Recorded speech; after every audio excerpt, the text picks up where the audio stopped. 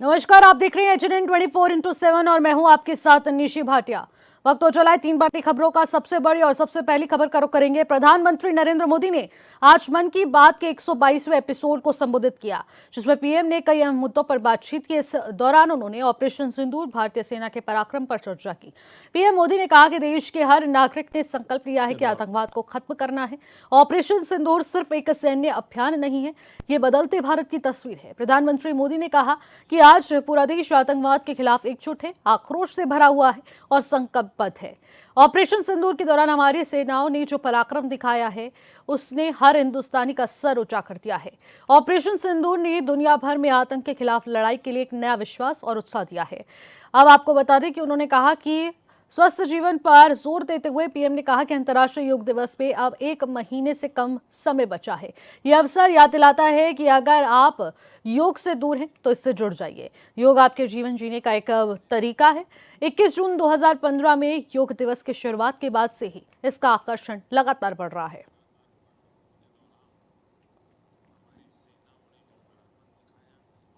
से भरा हुआ है, संकल्पबद्ध है। आज हर भारतीय का यही संकल्प है, हमें आतंकवाद को खत्म करना ही है। साथियों, ऑपरेशन सिंदूर के दौरान हमारी सेनाओं ने जो पराक्रम दिखाया है, उसने हर हिंदुस्तानी का सिर ऊंचा कर दिया है। जिस प्रिसीजन के साथ, जिस सटीकता के साथ हमारी सेनाओं ने सीमा पार के आतंकवादी ठिकानों को ध्वस्त किया, वो अद्भुत है। ऑपरेशन सिंदूर ने दुनिया भर में आतंक के खिलाफ लड़ाई को नया विश्वास और उत्साह दिया है। साथियों, ऑपरेशन सिंदूर सिर्फ एक सैन्य मिशन नहीं है, ये हमारे संकल्प, साहस और बदलते भारत की तस्वीर है। और इस तस्वीर ने पूरे देश को देशभक्ति के भावों से भर दिया है, तिरंगे में रंग दिया है। आपने देखा होगा, देश के कई शहरों में, गांवों में, छोटे छोटे कस्बों में तिरंगा यात्राएं निकाली गई। हजारों लोग हाथों में तिरंगा लेकर देश की सेना, उसके प्रति वंदन अभिनंदन करने निकल पड़े। कितने ही शहरों में सिविल डिफेंस वॉलेंटियर बनने के लिए बड़ी संख्या में युवा एकजुट हो गए। और हमने देखा, चंडीगढ़ के वीडियो तो काफी वायरल हुए थे। सोशल मीडिया पर कविताएं लिखी जा रही थी, संकल्प गीत गाए जा रहे थे, छोटे छोटे बच्चे पेंटिंग्स बना रहे थे जिनमें बड़े संदेश छुपे थे। मैं अभी 3 दिन पहले बीकानेर गया था। वहां बच्चों ने मुझे ऐसी ही एक पेंटिंग भेंट की थी। ऑपरेशन सिंदूर ने देश के लोगों को इतना प्रभावित किया है कि कई परिवारों ने इसे अपने जीवन का हिस्सा बना लिया है। बिहार के कटिहार में, यूपी के कुशीनगर में और भी कई शहरों में उस दौरान जन्म लेने वाले बच्चों का नाम सिंदूर रखा गया है। साथियों, हमारे जवानों ने आतंक के अड्डों को तबाह किया।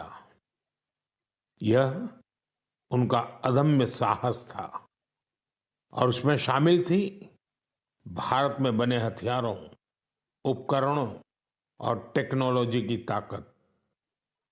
उसमें आत्मनिर्भर भारत का संकल्प भी था। हमारे इंजीनियर्स, हमारे तकनीशियन, हर किसी का पसीना इस विजय में शामिल है। मेरे प्यारे देशवासियों, अंतर्राष्ट्रीय योग दिवस में अब 1 महीने से भी कम समय बचा है। ये अवसर याद दिलाता है कि अगर आप अब भी योग से दूर हैं तो अब योग से जुड़े। योग आपका जीवन जीने का तरीका बदल देगा। साथियों, 21 जून 2015 में योग दिवस की शुरुआत के बाद से ही इसका आकर्षण लगातार बढ़ रहा है। इस बार भी योग दिवस को लेकर दुनिया भर में लोगों का जोश और उत्साह नजर आ रहा है। अलग अलग संस्थान अपनी तैयारियां साझा कर रहे हैं। बीते वर्षों की तस्वीरों ने बहुत प्रेरित किया है। हमने देखा है अलग अलग देशों में किसी साल लोगों ने योग चेन बनाई, योग रिंग बनाई।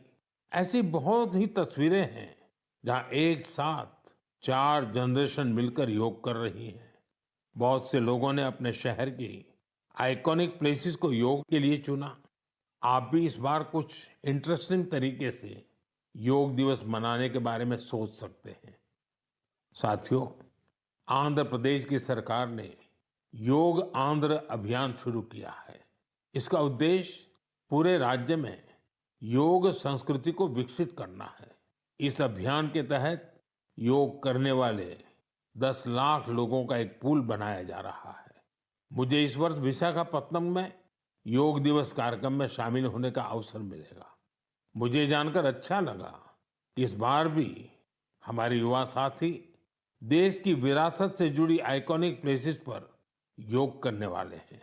कई युवाओं ने नए रिकॉर्ड बनाने और योग चेन का हिस्सा बनने का संकल्प लिया है। हमारे कॉरपोरेट्स भी इसमें पीछे नहीं है।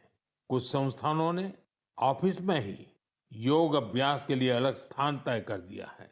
कुछ स्टार्टअप्स ने अपने ऑफिस योग अवर्स तय कर दिए हैं। ऐसे भी लोग हैं जो गांवों में जाकर योग सिखाने की तैयारी कर रहे हैं।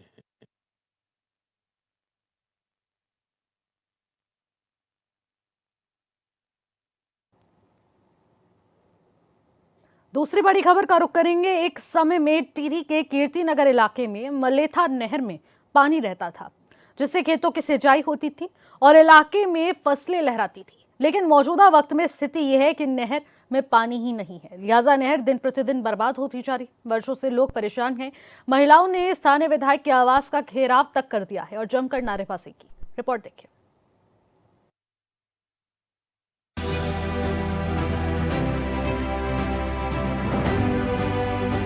टिहरी में देवप्रयाग विधानसभा के कीर्तिनगर ब्लॉक के मलेथा गांव की सिंचाई नहर को लेकर ग्रामीणों में भारी आक्रोश है। महिलाओं का कहना है कि एक समय में वीर शिरोमणि माधव सिंह भंडारी ने एक नहर के लिए अपने बेटे का बलिदान दे दिया था। आज उस ऐतिहासिक नहर में पानी नहीं आ रहा। मैं रश्मि रावत, इस ग्राम सभा की निवासी और वार्ड मेंबर हूँ मैं इस ग्राम सभा की। आप एक चीज देखिए, इस गांव में जिस नहर के लिए माधव सिंह ने अपने बेटे का बलिदान दिया, उस नहर के हाल इतने बुरे हाल हैं। इतने सालों से बजट आ रहा है, कहाँ वो बजट है, कहाँ वो नहर के हाल हैं। आप निरीक्षण करवाइए। माननीय विधायक जी का यहाँ पे घर है, वो उनके घर के आगे पे नहर के इतने बुरे हाल हैं कि शायद वो देखना नहीं चाह रहे हैं या वो देखना नहीं चाहते हैं। पहली चीज। दूसरी चीज ये है कि जब वो इस गांव के निवासी, वो हर टाइम एक डायलॉग मारते हैं कि मैं इस गांव का बेटा हूं, तो बेटे का फर्ज क्या होता है? गांव की तरफ देखना। जब हम पहली चीज, उनकी मीटिंग ब्लॉक में होनी चाहिए। उन्होंने यहाँ पे इस गांव में ये ऑफिस किस चीज के लिए बना रखा है? गांव के मुद्दे देखने के लिए कि ये पूरे शहर के मुद्दे देखने के लिए? उस चीज के लिए कीर्तिनगर है ना, वो कीर्तिनगर में देखे। ये मलेथा में मीटिंग कराने का क्या मतलब है? दूसरी चीज, उनके घर के आगे नहर के बहुत बुरे हाल है। क्यों है ये? ग्रामीणों का कहना है कि कई बार सिंचाई विभाग, उप जिलाधिकारी, जिलाधिकारी से नहर की मरम्मती की गुहार लगाई, लेकिन अब तक कोई कार्रवाई नहीं हुई। आक्रोशित ग्रामीण महिलाओं ने देवप्रयाग विधायक विनोद कंडारी के आवास के बाहर जमकर हंगामा किया। महिलाओं का कहना है कि विधायक का आवास मलेथा में है, इसके बावजूद उन्हें मलेथा की क्षतिग्रस्त नहरें नहीं दिख रही। श्रीमान देखो, तो ऐसे पूर्व में 5-6 साल से यहाँ कम से कम 5 से 7 करोड़ रुपए का बजट आ रखा है और वो लग भी गया। ऐसी साहब ने हमें रिपोर्ट भेज रखी है टिहरी से। वर्तमान में भी हमने समस्त विभागों को सूचना दे रखी है। मुख्यमंत्री हेल्पलाइन में भी मामले दर्ज हैं। अब भी करोड़ों रुपए आ रखा है और स्थानीय विधायक जी के मामले पूरा संज्ञान में है उनका मामला। हमने जो सिंचाई मंत्री है सतपाल महाराज, उनके संज्ञान में भी पूरा मामला फोन के माध्यम से हम ला चुके हैं। ठीक है, पूर्व में हम आंदोलन कर रहे हैं कि भाई हमें पानी दो, हमारी नहर की दयनीय स्थिति हो रखी है, जबकि उस पर करोड़ों रुपए का बजट आ रखा था। आज लग गया सिर्फ कागजों में, लेकिन धरातल में कुछ भी नहीं। ये वही नहर है जिसके लिए वीर शिरोमणि माधव सिंह भंडारी ने अपने बेटे की बलि दे दी थी। यानी नहर सिर्फ नहर नहीं, बल्कि एक धरोहर और विरासत है। लेकिन फिर भी नहर की स्थिति आज के समय में ऐसी है कि उसमें पानी नहीं है। जानकारी है कि सरकार और रेलवे की तरफ से नहर मरम्मत के लिए करोड़ों रुपए दिए गए, लेकिन आरोप है कि सब भ्रष्टाचार की भेंट चढ़ गए। हम लोग बहुत परेशान हैं। हम रात 24 घंटे, रात नहीं हमारे लिए, दिन नहीं हमारे लिए एक जैसा है। हमारे खेतों में पानी नहीं है। हमारी नहर पूरी खत्म हो चुकी है। जगह जगह नहर टूट गई है। और हम पहले जब घास लेके आते थे तो हम उस नहर के मानिकनाथ मंदिर में के आगे हम नहा धो के जाते थे घर। लेकिन अब जितना हम पहले आधे डूबते थे, कमर तक हमारा पानी, अब उतना पानी तो दूर, उतना कीचड़ भरा हुआ और हमारे कमर से ऊपर तक कीचड़ है। पानी हमारा सिर्फ एक गिलास है, बाकी पूरी नहर हमारी खत्म हो चुकी है। पूरी झाड़ है, झंकार है, मिट्टी है उसमें भरी हुई, सारा, पर कोई देख करने वाला नहीं है। मैं इसी उसमें कीर्तिनगर भी गई सिंचाई विभाग के ऑफिस में, और दूसरी यहाँ वीडियो मैडम के पास भी गए, एसडीएम मैडम के पास, वहाँ वो नहीं थी वहाँ पे, इसलिए हम जिला उसके पास, तहसीलदार के पास पहुँचे। फिर उन्होंने भी बोला कि हम करेंगे नहर का, पर कोई सुनने के लिए, काम करने के लिए तैयार नहीं। आज हमारी पूरी गांव की महिलाएं नहर पे पहुंची, सफाई करी, हंगामा मचाया, कुछ तो हम पानी लेके आए हैं। ग्रामीणों ने फिर से सिंचाई विभाग कीर्तिनगर को ज्ञापन दिया है, जिसमें मांग की गई है कि जल्द ही मरम्मत नहीं की गई तो आंदोलन किया जाएगा। वहीं इस मामले में मंगल सिंह, सहायक अभियंता सिंचाई विभाग से पूछा गया तो उनका कहना है कि मलेता नहर और लक्ष्माली नहर के पुनर्निर्माण और मरम्मत के लिए बजट मंजूर हो गया है। जल्द ही नहर पर पानी सुचारू रूप से चलने लग जाएगा। इसमें ऐसा है कि अभी जो मलेता नहर है वो काफ़ी पुरानी नहर है और उसमें बहुत बृहद कभी मेंटेनेंस नहीं हो पाया था उसमें। और कुछ लोग मेरे पास आए थे, यहाँ ग्रामीण आए हैं, हमारे ऑफिस में आए थे, उन्होंने अपनी समस्या रखी थी। तो उनको हमने ये बताया कि इसमें हमारी एक माननीय मुख्यमंत्री जी ने एक घोषणा की है, उसमें दो नहरें हैं, एक मलेता नहर है, एक लक्ष्मौली नहर है। तो इसमें अभी लक्ष्मौली नहर पे लोग पानी नहीं ले रहे हैं, तो वहाँ उसमें हम काम करा रहे हैं। और जो मलेता नहर है उसमें हम ये ग्रामीणों द्वारा जो मांग की जा रही पानी की अभी, और जब एक खरीफ की फसल की मांग पूरी रहेगी उसके बाद उसमें हम काम कराना शुरू कर देंगे। ये योजना स्वीकृत हो रखी है, इसमें 1.67 करोड़ इसमें हमको मलेता नहर में मिला है और इसका अनुबंध हमने गठित कर दिया है। और इसमें हम जल्दी ही ग्रामीणों की, काश्तकारों की जो समस्या है उसका समाधान कर देंगे। हमने उसमें पानी साफ सफाई करके और पानी चला दिया है और इस खरीफ की फसल में हम इसको उनको वैकल्पिक रूप से व्यवस्था हम कर रहे हैं इसमें। हाँ, वो हमसे एक काफ़ी पुरानी नहर थी और जो एनएच का काम हुआ था उसमें, तो उसमें नहर क्षतिग्रस्त हो गई थी, तो उसको क्रॉस कराने के लिए वहाँ पाइप लगाए गए थे। तो अभी उसमें पानी जो कूड़ा वगैरह फंस रहा है, तो हमने वहाँ एक बेलदार रखा हुआ है, वहाँ वो उसकी समय समय पर सफाई करता रहता है। और अभी भी कुछ समस्या हैं तो उसमें हम कर रहे हैं, उसको इसमें समाधान कर देंगे। स्थानीय लोगों का कहना है कि जब नहर में पानी होता था तब यहाँ सभी तरह की फसलें होती थी, लेकिन सिंचाई की व्यवस्था न होने के कारण आज धीरे धीरे लोग खेती छोड़ रहे हैं और पलायन करने को मजबूर हैं। एक तरफ जहाँ सरकार रिवर्स पलायन पर जोर दे रही है, तो दूसरी तरफ सिंचाई विभाग की लापरवाही से लोगों को पलायन करने के लिए मजबूर होना पड़ रहा है। अगर मलेथा नहर में पानी आ जाए तो फिर से एक बार खेतों में फसलें लहराने लगेंगी। टिहरी से HN 24/7 के लिए जय ममगई की रिपोर्ट।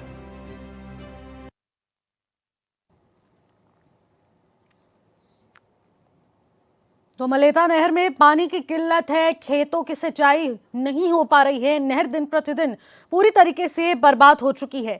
लेकिन जिस प्रकार की स्थिति बनी हुई है, आखिरकार अधिकारी इसको लेकर कब संज्ञान लेंगे, कब तस्वीर बदलेगी, इसी पर ज्यादा जानकारी ले लेते हैं। हमारे संवाददाता जय ममगई भी हमारे साथ सीधे फोन लाइन के जरिए जुड़ चुके हैं। जय, मलेता नहर में पानी की किल्लत देखने को मिल रही है, लेकिन दूसरी तरफ सरकार अपने प्रयासों में जुटी है कि पुराने जल स्रोतों को पुनर्जीवित करते हुए अब यहां पर विकास को एक गति दी जाएगी, लेकिन ये तस्वीरें तो हकीकत से विपरीत है।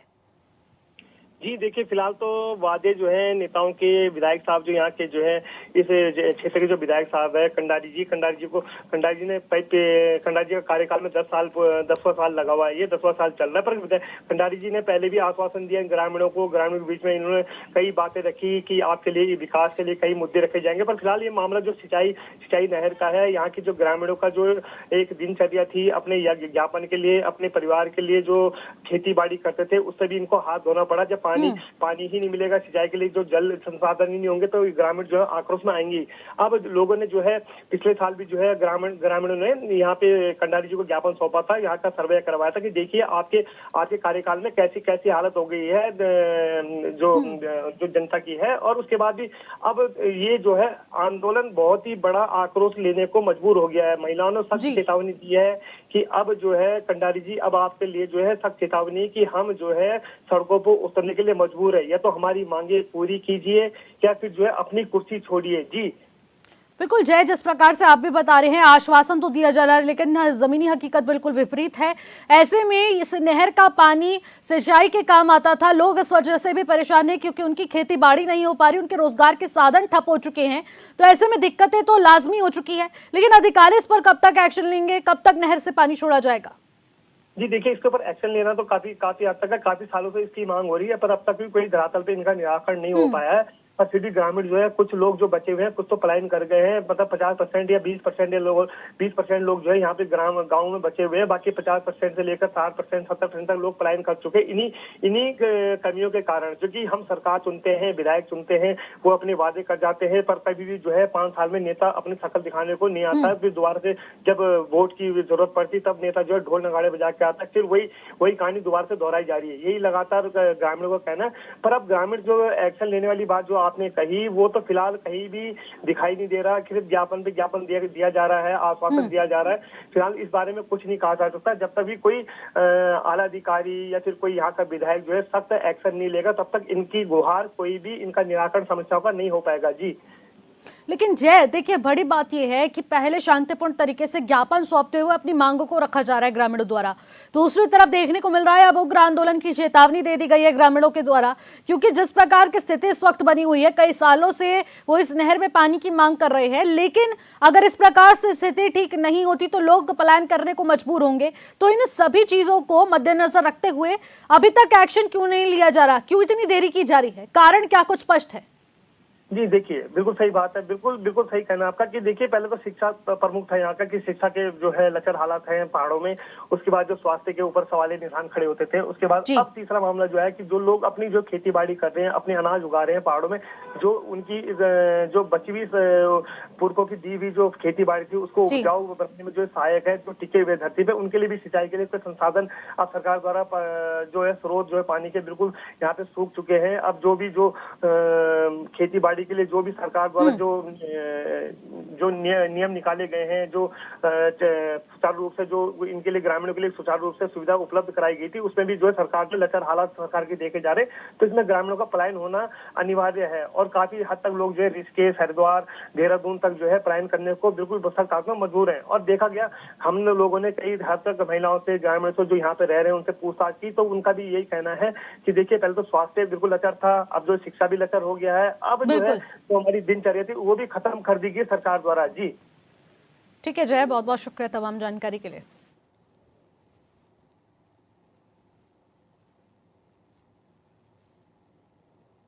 तीसरी बड़ी खबर का रुख करेंगे। हरिद्वार के लक्सर में मनरेगा में बड़ा घोटाला उजागर हुआ है, जिससे हड़कंप मच चुका है। जिला प्रशासन की तरफ से जांच की जा रही है। दावा यह भी किया जा रहा है कि अगर सही से जांच की गई तो ऊपर से लेकर नीचे तक अधिकारियों पर कार्रवाई तो तय है। रिपोर्ट देखिए।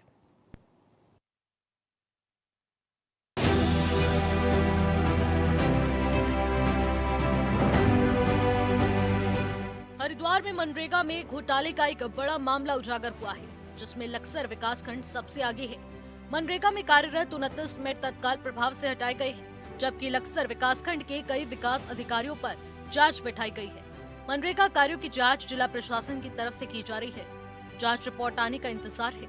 कहा जा रहा है कि जांच रिपोर्ट आने के बाद मनरेगा में हुए घोटाले का बड़ा खुलासा हो जाएगा। इस घोटाले से संबंधित कई अधिकारियों की मिलीभगत की आशंका भी जताई जा रही है।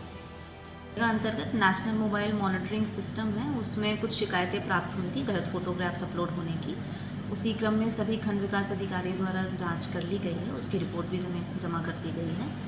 और इसी उपरांत इसी में दोषी जो कार्मिक हैं उसमें हमने 14 ग्राम विकास अधिकारी हैं जिनको हमने प्रतिकूल प्रविष्टि दे दी है।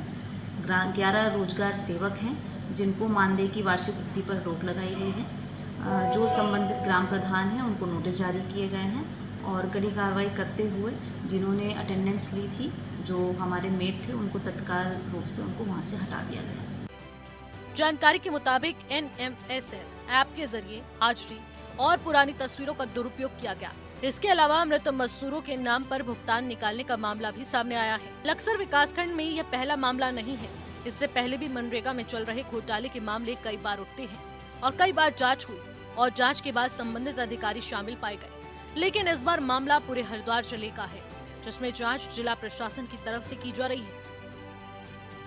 हिंदुस्तान अखबार के द्वारा ये उजागर किया गया था कि लखसर ब्लॉक में अनियमितता जो एनएमएस होती है, हाजिरी भर जाती है, उसमें सर्दी के कपड़े पहने हुए फोटो अपलोड कर दिए गए थे।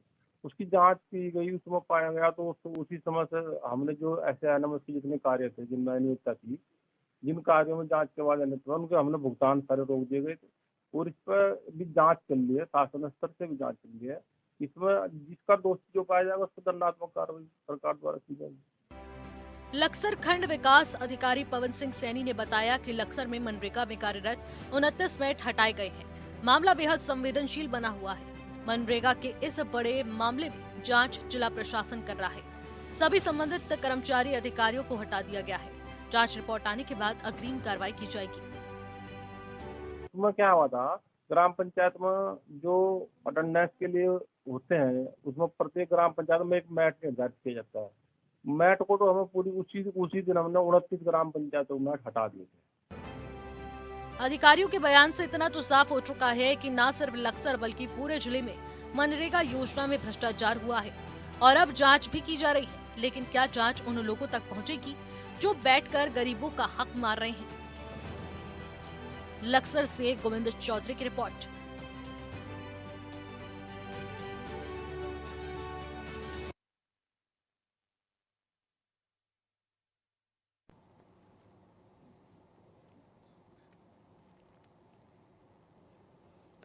तो मनरेगा योजना में बड़ा घोटाला उजागर हुआ है। मनरेगा में कार्यरत 29 बेड हटा दिए गए हैं। कई विकास अधिकारियों पर जांच बैठा दी गई है और ग्राम पंचायत के तमाम यहां पर अधिकारियों पर अब तलवार लटक रही है और ऐसे में माना जा रहा है कि यहां पर बड़ा एक्शन लिया जा सकता है। ज्यादा जानकारी ले लेते हैं, हमारे संवाददाता गोविंद चौधरी भी हमारे साथ सीधे फोन लाइन के जरिए जुड़ चुके हैं। गोविंद, मनरेगा योजना में बड़ा घोटाला देखने को मिल रहा है। आपको स्पेसिफिक जगह पर नहीं ये घोटाला निकला, पूरे हरिद्वार में इस घोटाले को लेकर लगातार चर्चाएं गर्मा रही है, क्या कुछ जानकारी है? बिल्कुल, देखिए निशे, हरिद्वार जिले में जो मनरेगा योजना होती है उसके तहत जो गांवों में विकास कार्य होते हैं उसमें जो है घोटाले का एक बड़ा मामला यहाँ पर उजागर हुआ है, जिसमें लक्सर की अगर बात करें तो विकास खंड लक्सर जो अव्वल दर्जे में यहाँ पर आया है। मनरेगा के कार्यरत जो 29 मैट जो तत्काल प्रभाव से यहाँ शासन की तरफ से हटाए गए हैं, जबकि लक्सर विकास खंड के कई विकास अधिकारी पर भी अब जांच यहाँ पर बैठी है। मनरेगा कार्यों में जो जांच है वो जिला प्रशासन द्वारा की जा रही है और अब जो जांच रिपोर्ट आने का इंतजार है और जांच रिपोर्ट आने के बाद मनरेगा में जिस तरह से विकास कार्य हुए हैं उन घोटालों का बड़ा यहाँ पर खुलासा होने वाला है। और इस घोटाले में जो संबंधित कई अधिकारी के जो मिली भगत होने की यहाँ आशंका यहाँ पर जताई जा रही है और जिस तरह से मनरेगा ऐप के जरिए जो फर्जी हाजिरी, पुरानी तस्वीरों का यहाँ पर भरपूर यहाँ पर दुरुपयोग हुआ है। इसके अलावा अगर बात करें निशी, तो जो मर्द मजदूर हैं उनके नाम पर भी यहाँ बड़ा भुगतान निकालने का मामला यहाँ पर सामने आया है। लक्सर विकासखंड में यह पहला मामला नहीं है, इससे पहले भी जो मनरेगा के योजना में जो विकास कार्य यहाँ पर चल रहे थे उनमें कई बार घोटाले के मामले भी यहाँ पर लगातार उठते नजर आए हैं। कई बार यहाँ पर जांच हुई है, जांच के बाद जो संबंधित अधिकारी है और जो शामिल यहाँ पर पाए गए, कई बार ऐसा मामला यहाँ पर प्रकाश में है, कई बार कई अधिकारियों पर यहाँ पर गाज भी गिरे, लेकिन यह पहला मामला नहीं है। अब जो पूरे हरिद्वार जिला यानी कि धर्म नगरी हरिद्वार का ये पूरा मामला है, कहीं इस जिले में कई विकास खंड आते हैं और कई जांच अब जो है इसमें जिला प्रशासन द्वारा यहाँ पर की जा रही है। लक्सर विकास खंड की अगर बात करें तो अव्वल दर्जे का यहाँ पर माना जा रहा है, क्योंकि लक्सर विकास खंड में कई ऐसे मामले अब खुलकर सामने आए हैं। लेकिन सबसे बड़ा सवाल यही है कि जिस तरह से जांच होगी, किस तरह से जांच होगी और जैसे जैसे जांच होगी किन अधिकारियों का नाम। बिल्कुल गोविंद, जिस प्रकार से आप बता रहे हैं कि लक्सर सबसे ज्यादा यहाँ पर हाईलाइट पॉइंट हो जाता है, क्योंकि मनरेगा का घोटाला 2017 में भी यहाँ पर पाया गया था और उसके बाद अब 2025 में भी लक्सर में देखने को मिल रहा है कि अव्वल दर्जे के तौर पर या मनरेगा में घोटाला चल रहा है। तो ऐसे में किन किन अधिकारियों पर ये कार्रवाई की तलवार लटकने वाली है? बिल्कुल, देखिए निशी, ये बड़ा मामला है क्योंकि जनपद हरिद्वार का है, कई विकास खंड ऐसे हैं कि जिनमें जांच है और जांच की जो तलवार है वो अधिकारियों पर यहाँ पर लटकी हुई है, क्योंकि विभाग में पूरी तरह से हड़कंप मचा हुआ है। जिला प्रशासन की ओर से ये जांच करा गई थी। शिकायतकर्ता ने जो एक यहाँ पर शिकायत की थी उसकी शिकायत के आधार पर ये जांच बैठी है और कई जिस तरह से सीडीओ हरिद्वार ने इसका जो है जांच बैठाई है और कई मामले यहाँ पर खुलासे हुए, तो एक बड़ी तस्वीर निकलकर सामने आ रही है। लेकिन सबसे बड़ा सवाल निशी ये है कि इतने बड़ा जब फर्जी घोटाला मनने के तहत जो कच्चा विकास कार्य ग्राम में होता है, ग्राम प्रधान द्वारा होता है, तो उसकी जो मजदूरों हैं, कुछ ऐसे मजदूर हैं जो मर्द पाए गए जिनके भुगतान सीधे उनके खाते में चल रहा था, कुछ ऐसे थे जिनकी तस्वीर ही पुरानी यहाँ पर मनरेगा ऐप के जरिए यहाँ पर अपलोड कर दी। लेकिन बड़ा सवाल है कि क्या ऐसे अधिकारियों पर गाज गिरेगी, क्या इन पर बड़ी कार्रवाई होगी, क्या बड़ा एक्शन होगा, क्योंकि धामी सरकार एक्शन में नजर आती है। क्योंकि बिल्कुल जीरो टॉलरेंस की नीति पर धामी सरकार इस वक्त कार्य कर रही है। क्या कुछ एक्शन लिया जाएगा, क्योंकि मनरेगा से जुड़ा ये बड़ा घोटाला एक बार फिर से उजागर हुआ है? क्या कुछ एक्शन लिया जाएगा? कब तक जांच रिपोर्ट आएगी, इसका इंतजार हमें भी रहेगा। फिलहाल बहुत बहुत शुक्रिया गोविंद तमाम जानकारी के लिए। फिलहाल 3 बड़ी खबरों में मेरे साथ बस इतना ही। आप देखते रहिए HNN 24/7। नमस्कार।